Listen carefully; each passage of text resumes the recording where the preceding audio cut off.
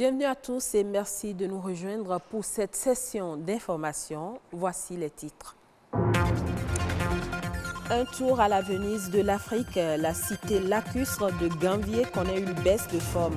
À quoi est due cette période touristique dite morte? Stanislas Linkmont nous en parle dans ce journal. Des journalistes faits ambassadeurs de l'hygiène et de l'assainissement du cadre de vie. Ils ont pris part à une formation en vue d'apporter leur pied à l'atteinte de l'objectif zéro défécation à l'air libre à l'horizon 2030.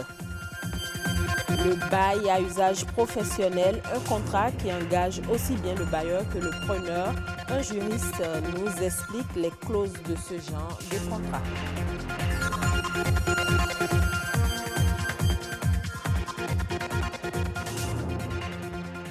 On en parlait depuis hier, la hausse du prix du carburant dans le secteur informel se fait toujours sentir.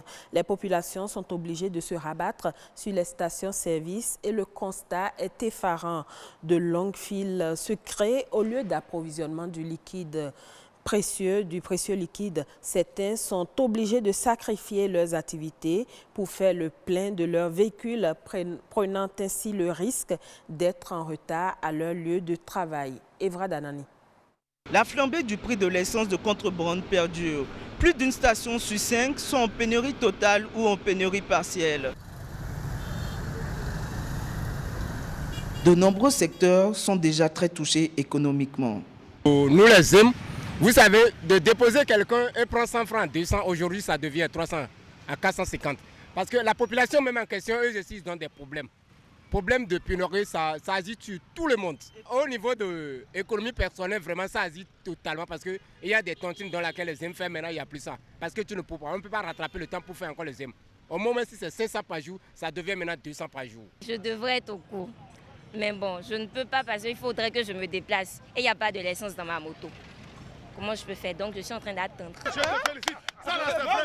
En moins d'une journée, cette hausse a entraîné une situation les plus exceptionnelle. Les prix du marché noir ont décollé en flèche. L'essence a changé de prix parce que ceux qui nous fournissent d'essence ont augmenté le prix. Hier, j'ai vendu l'essence à 650. Mais juste à l'heure où nous sommes, j'ai liquidé, je suis en train de vendre ça à 1000 francs. Moi, je suis par exemple un commerçant. J'ai laissé ma boutique maintenant, je suis ici maintenant. Je suis là plus que 2 heures de temps maintenant. Ça ne marche pas. Vous voyez, l'essence qu'on prenait à 325 sur la voie, c'est ça qui est à 1000 francs. Calculez ça si vous êtes commerçant comme nous.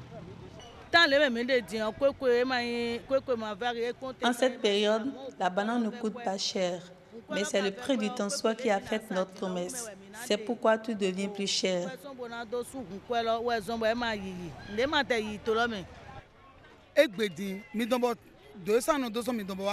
D'habitude, je prenais 200 francs de Minobo pour Ganri.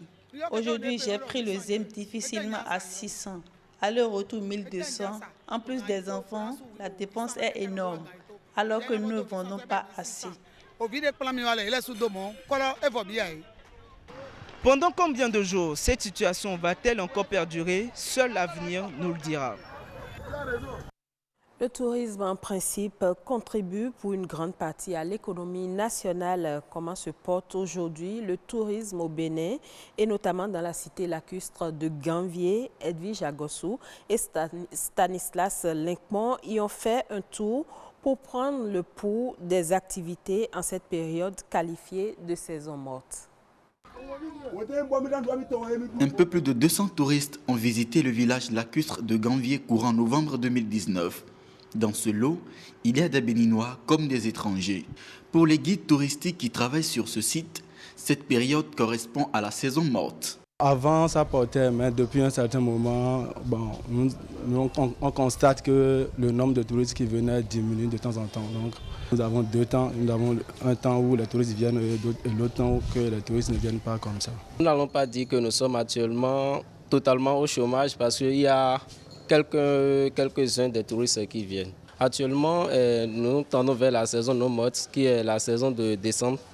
Et dans les vacances, il y a aussi des touristes qui viennent, et les étrangers vacanciers qui viennent en abondance au Bénin et qui décident de visiter Gambier, la Venise africaine. Ici, à l'embarcadère, le constat en dit long. Pirogues et bacs motorisés se sont immobilisés depuis plusieurs heures. La fréquence du voyage fluvial a considérablement baissé, contrairement à la période de la haute saison. À l'embarcadère ici, nous avons au moins 37 bacs motorisés et encore la bac à voile. La pirogue à voile ou à rame sont au nombre de 16 et que c'est à tour de rôle. C'est pour cela qu'on voit qu'il y a baisse des étrangers, des clients qui viennent. Pas de grandes formalités à remplir pour se rendre à Ganvié. En 15 minutes, le touriste peut facilement rallier le village lacustre. J'enregistre en même temps les choses. Quand il vient comme ça, s'il choisit leur bac, si c'est motorisé ou en pirogue, parce que le prix de pirogue est à part aussi. S'ils sont d'accord pour motoriser ou pirogue, je leur délivre la facture. Dans une journée, on peut trouver au moins quelques vingtaines ou dizaines, si ça n'a pas du tout donné. Les acteurs touristiques opérant sur le site prennent leur mal en patience jusqu'à la reprise normale des activités. Zéro défécation à l'air libre à l'horizon 2030, c'est l'objectif que vise le Conseil de concertation pour l'approvisionnement en eau et l'assainissement en tenant une séance d'échange avec les acteurs des médias. Ce 19 novembre, il a été question de faire des journalistes les porteurs de messages pour l'atteinte de ces objectifs. Joseph Bonquet-Dotou et Fifame Atadeji pour le reportage.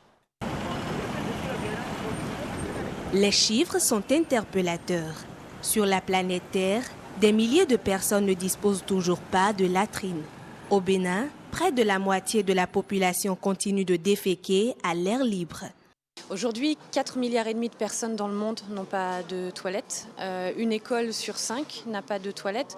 Au Bénin, c'est plus de la moitié de la population qui défèque encore à l'air libre, comme on le dit dans le jargon du secteur. L'ODD 6 vise donc à garantir à tous un accès aux ouvrages d'assainissement améliorés d'ici 2030.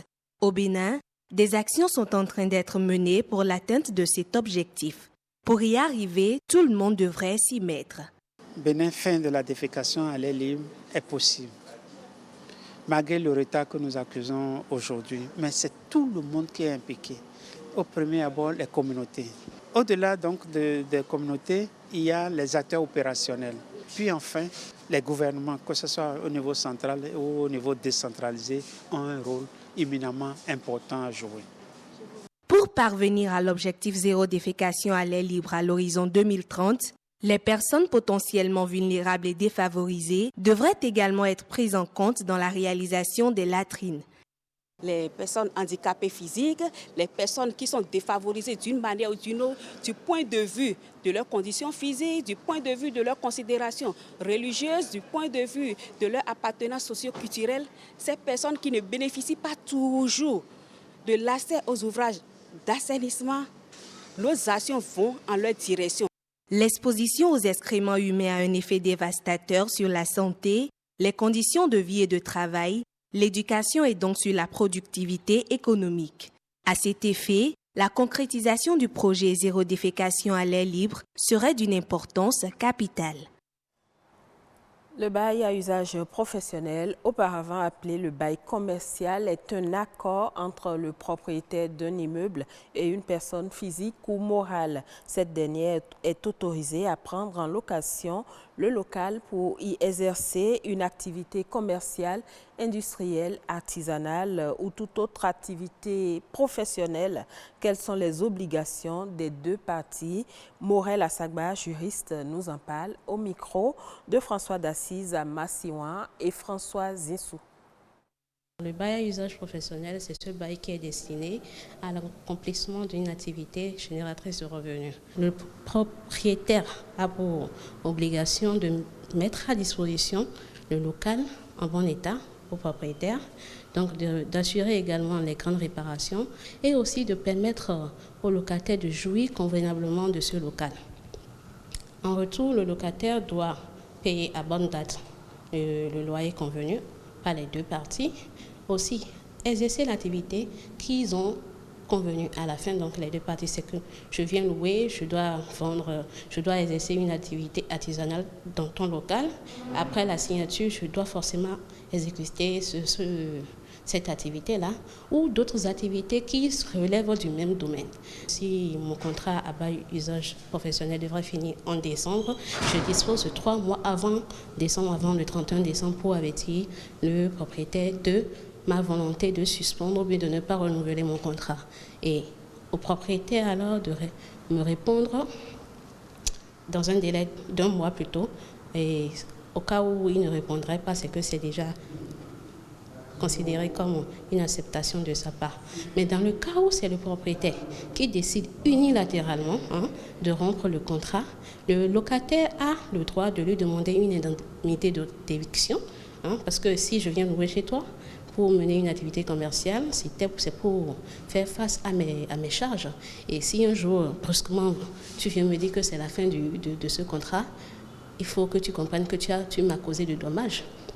Et dans ce cas, je vais demander une compensation de ce dommage à moi causé, donc qu'on appelle alors une indemnité d'éviction. Actualité hors de nos frontières, au Mali, les nouvelles recettes de Bamako serviront à remettre l'EDM Énergie du Mali sur les rails. Menacé par un défaut de paiement, l'État malien doit voler au secours de sa compagnie d'énergie. Un vaste plan de restructuration et de réorganisation appuyé par la Banque mondiale est en cours pour permettre à l'entreprise publique de retrouver une stabilité financière viable d'ici 2021. Depuis juillet 2019, la Banque mondiale déploie effectivement un programme d'investissement quinquennal de 150 millions de dollars, soit 90 000 milliards de francs CFA pour raccorder 25 000 nouveaux ménages à l'électricité et améliorer la qualité du service pour 400 000 autres clients de l'E2M. Madame, Monsieur, ce sera tout pour ce journal. Merci de l'avoir suivi. Merci pour votre fidélité.